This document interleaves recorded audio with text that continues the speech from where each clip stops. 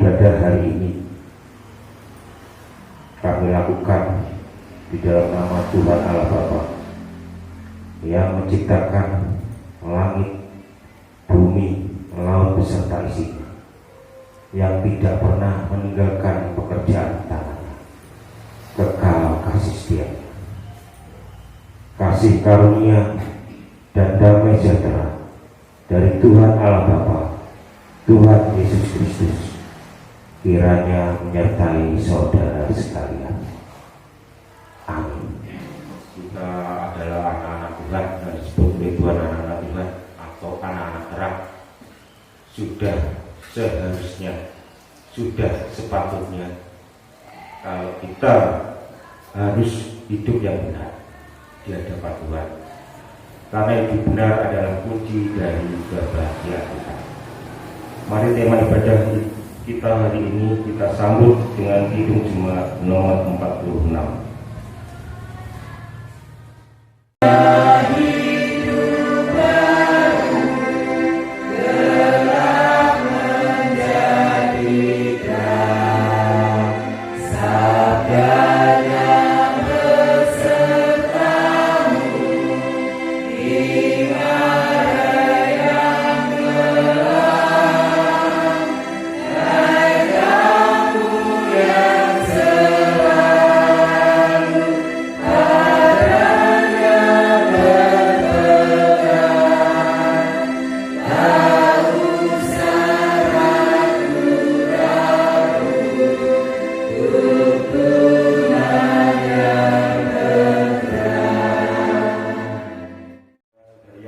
Dan kasih Tuhan di dalam kita menjalani hidup ini, di dalam kehidupan rumah tangga kita, di dalam lingkungan kita bekerja,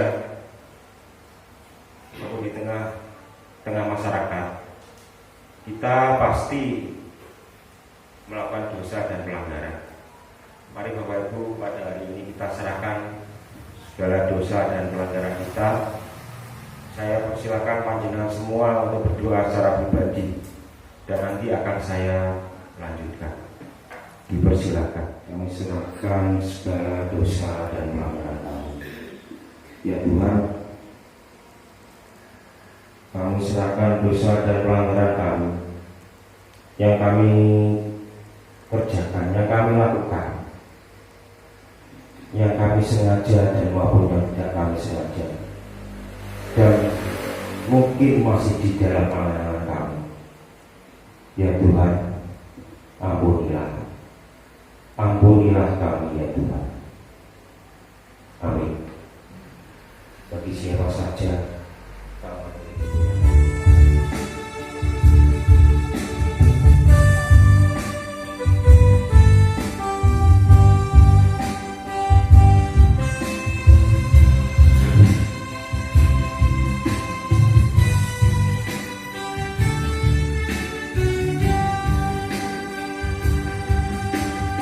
Sungguh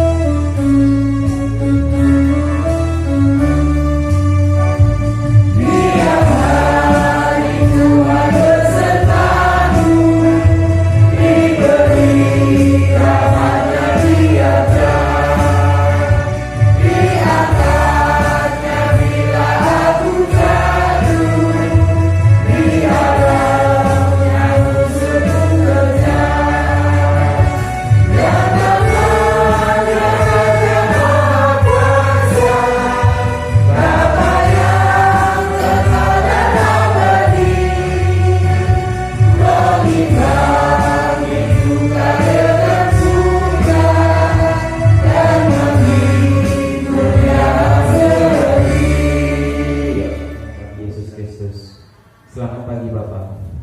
Terima kasih Bapa untuk semua penyertaan-Mu yang kudus yang telah Engkau curahkan kepada kami, sehingga membawa kami ke dalam rumah-Mu yang kudus ini Bapa untuk membangun peribadatan.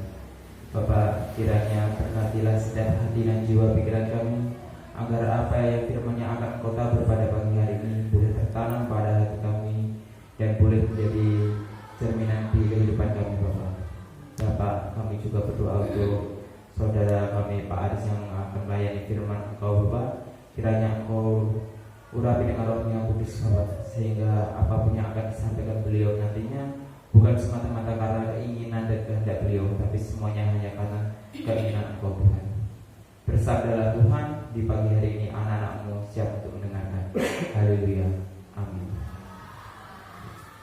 Injil Lukas bab 16 ayat yang ke-1 sampai yang ke-13. Di bawah perikrut perumpamaan tentang bendahara yang tidak jujur. Dan Yesus berkata kepada murid-muridnya, ada seorang kaya yang mempunyai seorang bendahara. Kepadanya disampaikan tuduhan bahwa bendahara itu menghamburkan miliknya. Lalu ia memanggil bendahara itu dan berkata kepadanya, apakah yang kudengar tentang engkau? Berilah pertanggungan jawab atas urusanmu, sebab engkau tidak boleh lagi bekerja sebagai bendahara. Kata bendahara itu di dalam hatinya, apakah yang harus aku perbuat? Tuanku memecat aku dari jabatanku sebagai bendahara. Mencangkul aku tidak dapat, mengemis aku malu. Aku tahu apa yang akan aku perbuat, supaya apabila aku dipecat dari jabatanku sebagai bendahara, ada orang yang akan menampung aku di rumah mereka. Lalu ia memanggil seorang demi seorang yang berhutang kepada tuannya. Katanya kepada yang pertama, berapakah hutangmu kepada tuanku? Jawab orang itu, 100 tempayan minyak. Lalu katanya kepada orang itu, inilah surat hutangmu. Duduklah dan buat surat hutang lain sekarang juga, 50 tempayan. Kemudian ia berkata kepada yang kedua, dan berapakah hutangmu? Jawab orang itu, 100 pikul gandum. Katanya kepada orang itu, inilah surat hutangmu. Buatlah surat hutang lain 80 pikul. Lalu tuan itu memuji bendahara yang tidak jujur itu, karena ia telah bertindak dengan cerdik. Sebab anak-anak dunia ini lebih cerdik terhadap sesamanya daripada anak-anak terang. Dan aku berkata kepadamu, ikatlah persahabatan dengan mempergunakan mamon yang tidak jujur, supaya jika mamon itu tidak dapat menolong lagi, kamu diterima di dalam kemah abadi. Setia dalam perkara yang kecil, nasihat.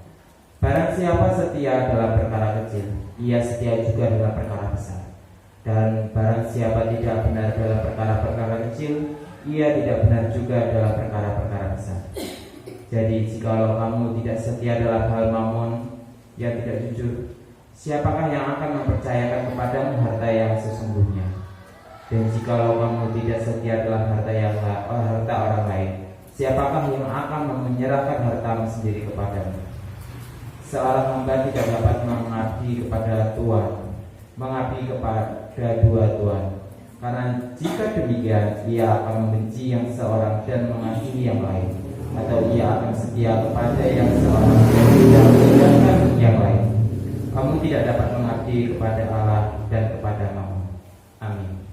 Berkata Tuhan, kami mendengarkan bersabda Tuhan, kami mendengarkan.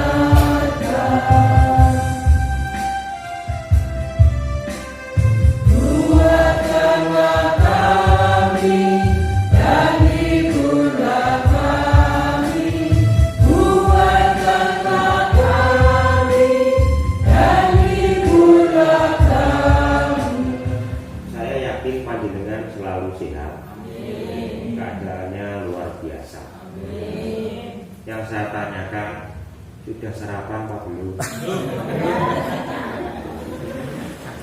Saya tidak bercanda sama panjenengan Bapak Ibu. Nanti kalau belum sarapan saya habis buat ibadah sama Bu Ketua ya. Iya. Salah. Bapak Ibu, puji Tuhan kita dapat dipertemukan kembali pada hari ini. Mari kita belajar bersama-sama merenungkan bagian kecil dari firman Tuhan ini.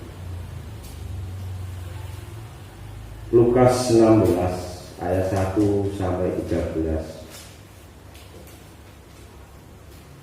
Bapak Ibu yang hobi membaca firman Tuhan ataupun yang tidak hobi pasti sudah pernah membaca ini. Ini Pak Adi, yang hobi maupun tidak hobi pasti. Ini masih dalam rangka bulan Kitab Suci ya Bapak Ibu. Jadi, mari kita tetap semangat untuk selalu membaca firman Tuhan, karena masih di dalam rangka bulan Kitab Suci. Dan perumpamaan tentang bendahara yang tidak jujur itu semua pasti sudah pernah membaca dan merenungkannya. Bapak Ibu sampun ngertos ya bendahara ini. Sampun ya. Oh ya ampun. Datang lagi Mbak Ani ya. Bendahara loh Mbak Ani. Saya nggak ngomong bendahara yang tidak jujur. Bendahara, gitu kan? Ada bendahara sini. Bendahara itu yang diatur, yang dikelola, sing diutak-utak itu loh. Di duit atau uang. Kenapa Pak? Money. Uang. Di bendahara itu adalah yang mengurus segala sesuatu tentang uang. Dia ngomong apa ya, kepala bidang keuangan atau manajer keuangan. Ya intinya itu bendahara. Bendahara itu mengatur keuangan.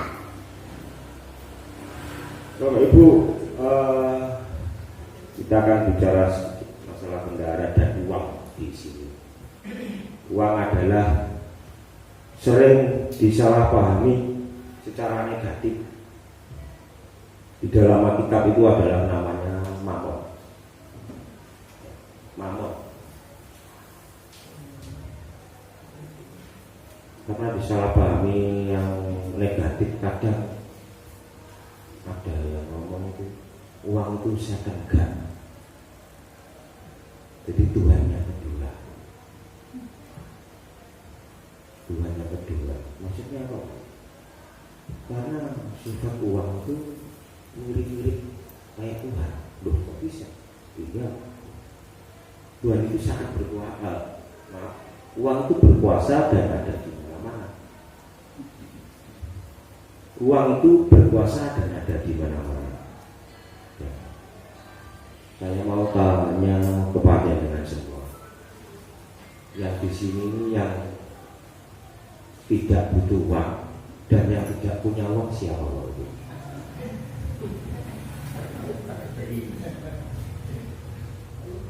Nah, yang tidak butuh uang dan yang tidak punya uang di sini siapa itu? Betul Pak Kato, itu ada. Kita semua butuh uang. Kita semua perlu uang. Dan kita semua punya uang. Berapa besarnya? Yang tahu di panjenengan. Ya Mbak. Gitu loh. Ada mungkin Bapak Ibu pernah mendengar suatu kalimat, uang bukanlah segalanya, tapi segala sesuatu butuh uang. Bapak Ibu pernah mendengar bukan ya? Ya. Saya ulangi, uang bukan segalanya, tapi segala sesuatu butuh uang. Ya. Nah, intinya apa Bapak Ibu? Uang bukan segalanya, segala sesuatu butuh uang. Di dalam hidup ini Bapak Ibu, di dalam kita, di dalam dunia ini, kita perlu yang namanya uang untuk makan kita sehari-hari, kebutuhan hidup kita sehari-hari, kebutuhan biaya anak sekolah, kebutuhan bayar rekening listrik, tagihan-tagihan. Terus kita semua butuh uang. Mas Fardi kalau ke Surabaya hari apa Mas? Sabtu apa Minggu ke Surabaya? Kadang-kadang. Apa? Kadang-kadang. Kadang-kadang. Yang dicari apa Mas di Surabaya? Kayaknya uang. Tuh, panjenengan sama dengan saya. Saya harus pagi sampai ke Tosono, harus bekerja. Cari apa? Enggak cari teman, enggak cari pekerjaan, Bapak Ibu. Cari uang. Dokter Hendri putrane Pak Katon pagi sore bekerja, sore praktek lagi, bukan cari pasien, cari uang. Gitu Pak Katon. Nah,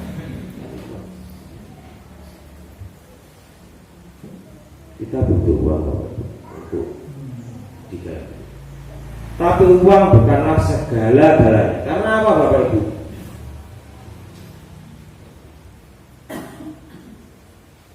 Karena jaminan keselamatan kita itu bukan ada pada uang. Siapa Bapak Ibu? Jaminan keselamatan kita pada Tuhan Yesus. Amin. Amin.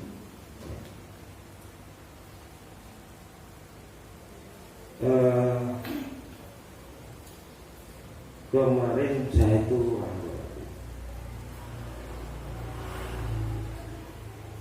di story saya itu saya menulis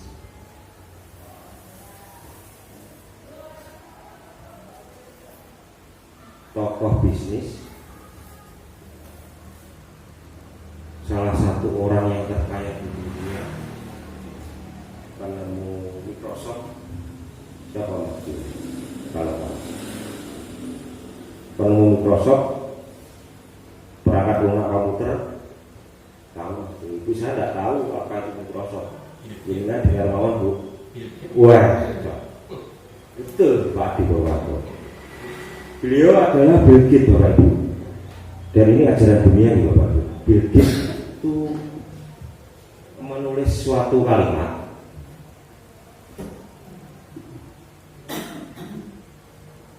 Kalau tidak salah begini Bapak Ibu. Kalau kamu terlahir miskin, itu bukanlah kesalahanmu. Tapi kalau kamu mati dalam keadaan miskin, itulah kesalahanmu. Saya dirasa seperti itu. Banyak yang komen sama saya, itu apa Mas? Ini Mas maksudnya. Saya cari referensi Bapak Ibu.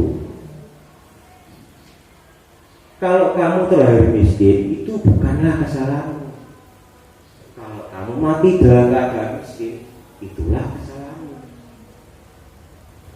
Saya buat story WA seperti itu, yang menulis salah satu orang terkaya di dunia. Dia bernama Bill Gates. Ya. Saya mencari referensi. Walaupun saya sudah punya anak-anak. Intinya apa Bapak Ibu? Setiap orang hidup di dunia ini punya hak untuk menjadi kaya Bapak Ibu. Intinya itu. Setiap orang hidup di dunia ini punya hak untuk menjadi kaya. Terus kalau kita sudah menjadi kaya, bagaimana Bapak Ibu? Kaya dan miskin bukan menjadi alasan untuk membenarkan diri atas situasi yang kita alami. Kaya atau miskin bukan menjadi suatu alasan membenarkan diri atas situasi yang kita alami. Karena kaya, sekaya apapun orang, dia akan mati. Orang miskin juga mati. Apa yang membedakan Bapak Ibu? Yang membedakan apakah kita bermanfaat bagi orang lain. Kalau kita diberkati, apakah kita bisa menjadi berkat?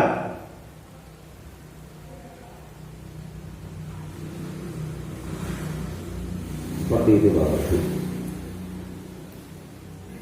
Jadi kalau kita diberkati sama Tuhan, kita harus bermanfaat dan kita juga harus menjadi berkat. Itu yang Tuhan kehendaki.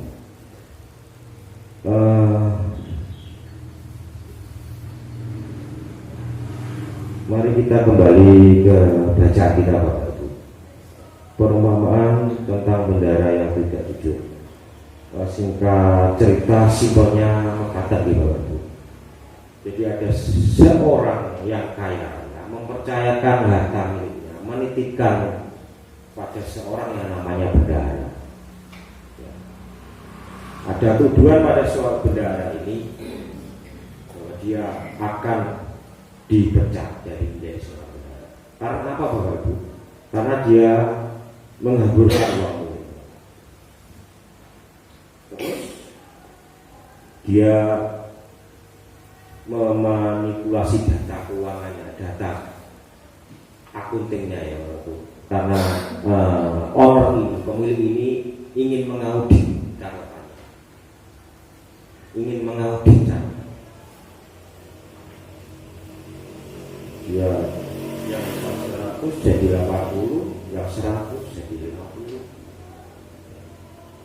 Jadi dia memanipulasi data supaya dia tidak dipecat. Karena kalau dipecat, bendahara ini sadar, aku lu gak iso ngajul, aku lu gak iso kerja sawah, aku jadi pengemis mau.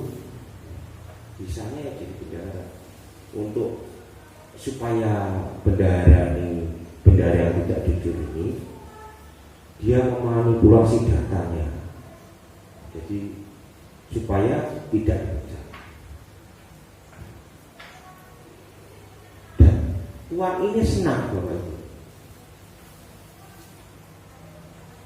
Pemilik tanah, pemilik sawah ini senang. Kenapa? Dia tambah dipuji, Bapak Ibu. Ayat berapa?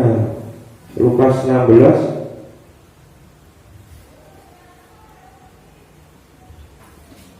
Lalu tuan itu memuji bendahara yang tidak jujur itu karena ia bertindak dengan cerdik sebab anak-anak dunia lebih. Lalu tuan itu memuji bendahara yang tidak jujur itu. Bendahara yang tidak jujur ini disebut anak-anak dunia, Bapak. Kalau Bapak Ibu membaca ini mungkin terbesit dalam pikiran panjenengan. Kenapa toh gak jujur kok tambah dipuji sama Tuhan? Bendahara tidak jujur dipuji sama Tuhan.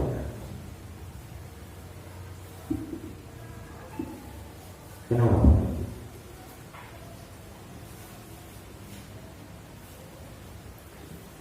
Bendahara tidak jujur dipuji sama Tuhan. Kenapa ya? Ini ayat yang 8 jelas. Lalu Tuhan itu memuji bendahara yang tidak jujur itu karena ia telah bertindak dengan cerdik, sebab karena anak-anak dunia ini lebih cerdik terhadap sesamanya daripada anak-anak terang. Kenapa? Ada dua alasan, Bapak Ibu. Bendahara memuji Tuhan memuji bendahara. Satu, bendahara ini sadar akan dirinya, Bapak Ibu. Sadar akan dirinya.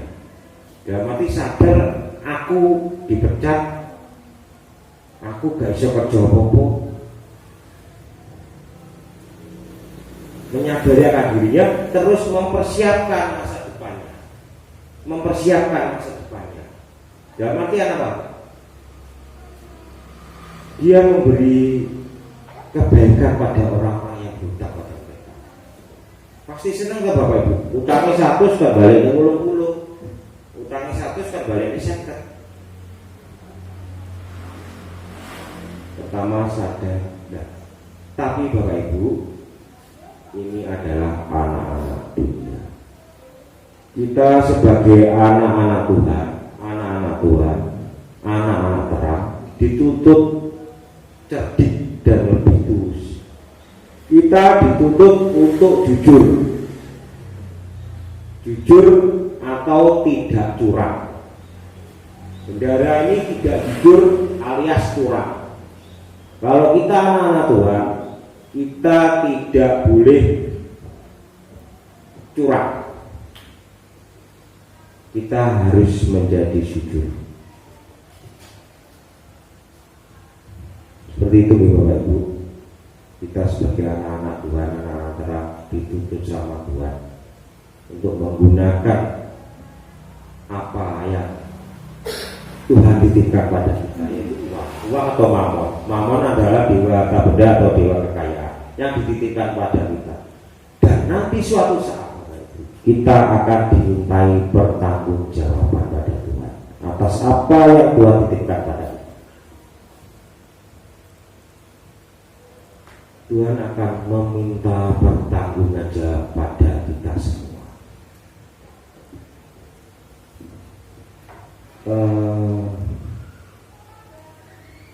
Pesan dan nasihat Tuhan kepada kita, kepada kesimpulan, Tuhan Yesus memberikan nasihat kepada kita tentang uang. Yang pertama Bapak Ibu, jangan baca Lukas 16 ayat 9. Itu adalah kita diberi nasihat, gunakanlah harta dengan bijak, menggunakan uang kita dengan bijak. Lukas 16 ayat 9. Dan yang kedua, Lukas 16 ayat 10 sampai 12. Kelolalah uang dengan baik. Dan yang ketiga Bapak Ibu, Lukas 16 ayat 13. Layanilah Tuhan Allahmu, bukan mamon. Yang ketiga, layanilah Tuhan Allahmu, bukan mamon. Demikian Bapak Ibu renungan singkat pada minggu pagi ini, biarlah dapat menjadi berkat bagi kita semua. Amin. Mari kita berdoa.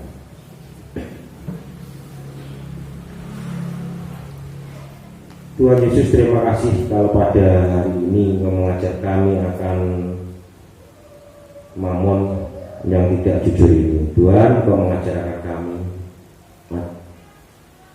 untuk berlaku bijak, untuk berlaku dapat mengelola keuangan kami. Dan yang ketiga adalah kami melayani-Mu ya Tuhan, bukan kami menjadi hamba-hamba Tuhan. Terima kasih Tuhan. Di dalam nama Tuhan kami sudah berdoa dan mengucap syukur. Amin. Itu menghibur-Mu, mana saja Kau pergi, di dalam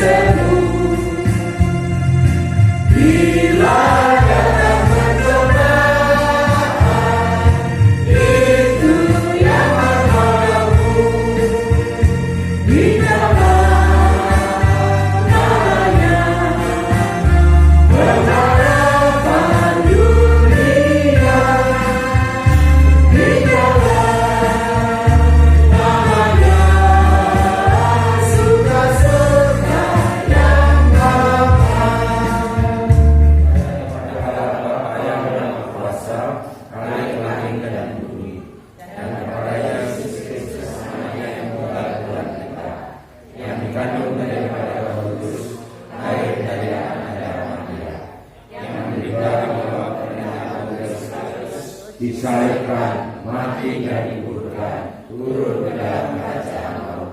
Pada hari yang ketiga, bangkit pula dari antara orang mati, naik ke surga.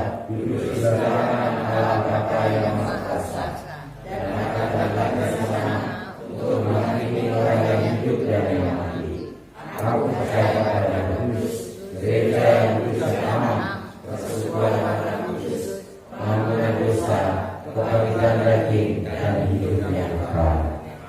Kembali kami menghadap kepada-Mu ya Tuhan. Kami serahkan doa syafaat kami. Ya Tuhan, kami berdoa untuk saudara kami yang sedang sakit, baik itu yang ada di rumah sakit maupun di rumah. Ya Tuhan, pilihlah mereka, tolonglah mereka, dan sembuhkanlah Tuhan. Kami juga berdoa untuk saudara kami, Bapak Philip dan Adik Tio yang saat ini dalam masa pemulihan. Ya Tuhan, Engkau jaga Tuhan, Engkau segera pulihkan keadaan saudara kami, biar dapat melaksanakan aktivitasnya kembali. Ya Tuhan, kami berdoa untuk saudara kami yang punya pergumulan hidup yang berat, beban berat. Tuhan, tolonglah saudara ini, berilah kelegaan pada dirinya. Biarlah selalu mengaku percaya bahwa Engkaulah satu-satunya penolong hidupnya. Tuhan, kami juga teringat akan orang tua kami yang sudah berusia lanjut Tuhan. Ya Tuhan, walaupun keadaan fisik dan memuliakan nama-Mu dan semakin tambah menyala-nyala imannya di dalam kami ya Tuhan, berkatilah orang tua kami ya Tuhan, biarlah menjadi panutan bagi kami anak keturunannya. Dan Tuhan, kami juga berdoa untuk saudara kami yang mencari pekerjaan. Tolonglah mereka ya Tuhan, tunjukkanlah jalan, biarlah dapat memperoleh pekerjaan yang sesuai dengan kehendak-Mu saja. Kami juga berdoa untuk saudara kami yang sedang mendapatkan pasangan hidup. Ya Tuhan, tolonglah mereka, tunjukkanlah pasangan hidup yang sepadan, yang sesuai dengan kehendak-Mu, dan biarlah dapat membina menjadi keluarga Kristen yang berkenan kepada-Mu. Ya Tuhan, kami juga berdoa untuk anak-anak kami, adik-adik kami yang masih menempuh pendidikan, dari tingkat pendidikan anak usia dini sampai jenjang mahasiswa. Engkau berkati mereka Tuhan dengan semangat belajar, sehingga pada saatnya nanti dapat lulus berhasil dengan nilai yang terbaik. Kami yang telah Engkau percayakan kepada kami, biarlah kami tetap setia di dalam pekerjaan kami, dapat melakukan dengan baik dan sehingga kami dapat menjadi berkat bagi orang lain. Ya Tuhan, kami juga berdoa untuk bangsa dan negara kami, bangsa Indonesia. Engkau berkati Tuhan, berilah kebijaksanaan pada pemimpin-pemimpin kami dari tingkat bawah sampai atas. Biarlah kebijakannya seturut dengan kehendak-Mu, sehingga aman dan damai sejahtera tercipta di bumi bangsa Indonesia. Doa yang kurang sempurna ini biarlah Engkau sendiri yang menyempurnakannya Tuhan. Juga Engkau mengajarkan kami doa Bapa kami.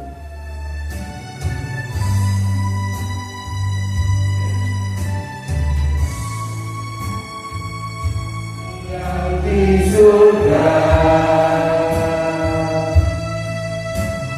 dikuduskanlah nama-Mu, datanglah kerajaan-Mu, jadilah kehendak-Mu di bumi seperti yang di surga.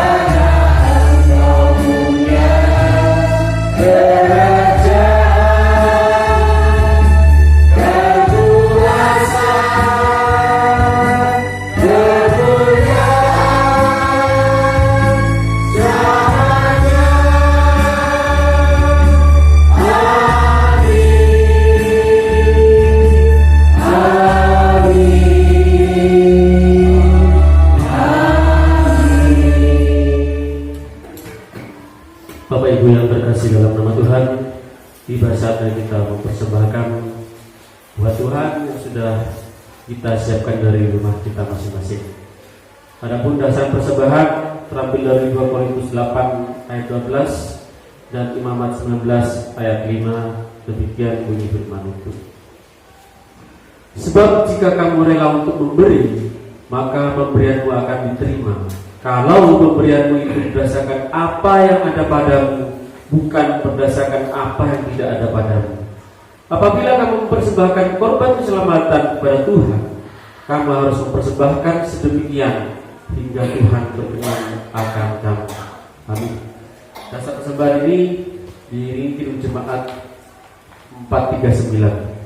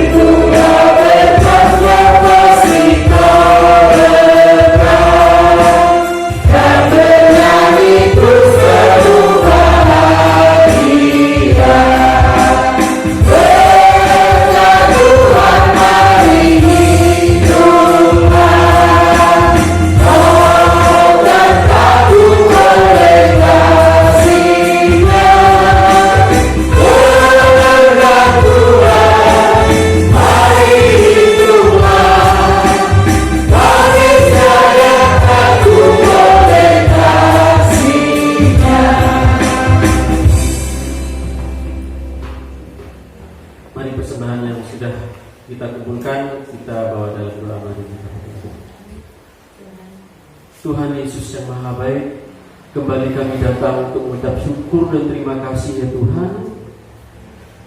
Kami telah memuji-Mu, kami pun telah menyembah-Mu ya Tuhan. Bahkan kami telah menerima sabda firman-Mu sebagai bekal hidup kami. Saat ini kami telah mengumpulkan persembahan sebagai wujud syukur kami kepada-Mu ya Tuhan. Terima dan kuduskanlah ya Tuhan. Dan ajarilah kami untuk selalu mempersembahkan jiwa dan raga kami sebagai persembahan yang kudus di hadapan-Mu.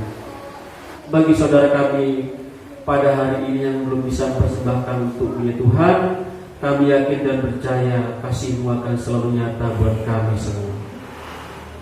Tuhan Yesus, kami berdoa khusus bagi saudara kami yang mengelola persembahan ini, khususnya kekasih kami Ibu Adi Rinawati.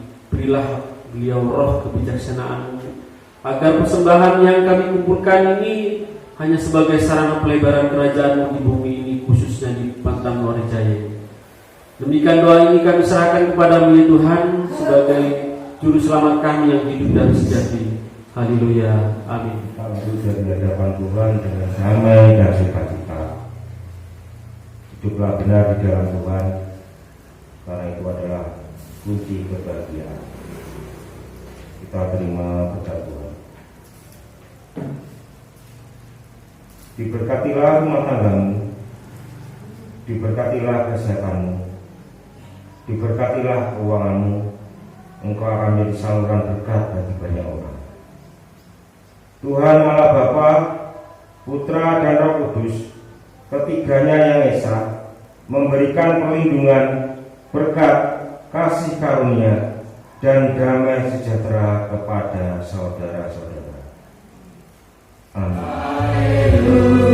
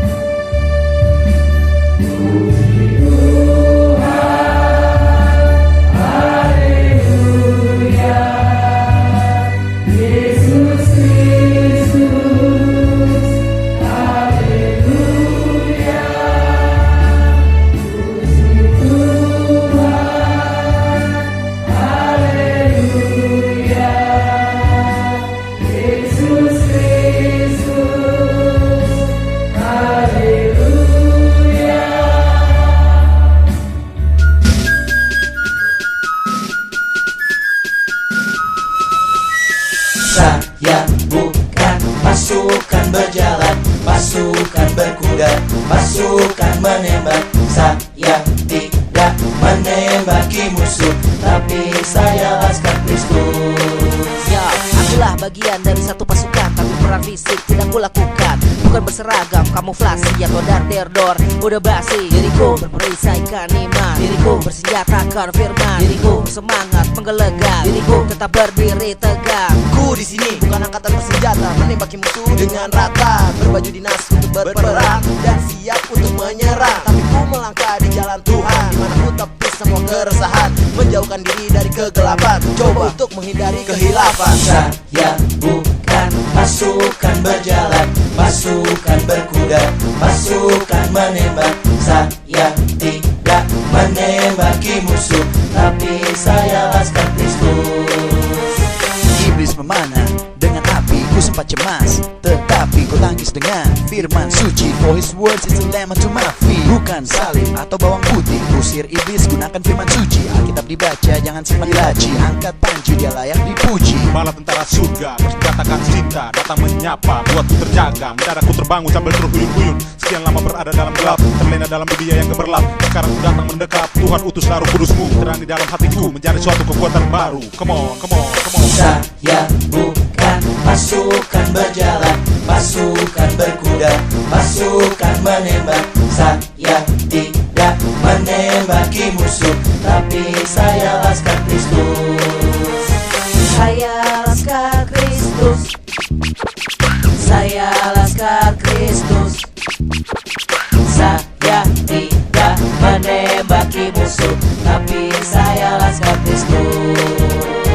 Saya bukan pasukan berjalan, pasukan berkuda, pasukan menembak. Saya Bersenjatakan cinta, datang menyapa, buatku terjaga, mendaratku terbangun sambil terhuyun-huyun. Sekian lama berada dalam gelap, terlena dalam dunia yang gemerlap. Sekarang ku datang mendekat, Tuhan utuslah Roh Kudusmu, terang di dalam hatiku, menjadi suatu kekuatan baru. Come on, come on, come on. Saya bukan pasukan berjalan, pasukan berkuda, pasukan menembak. Saya tidak menembaki musuh, tapi saya laskar Kristus. Saya laskar Kristus, saya laskar Kristus.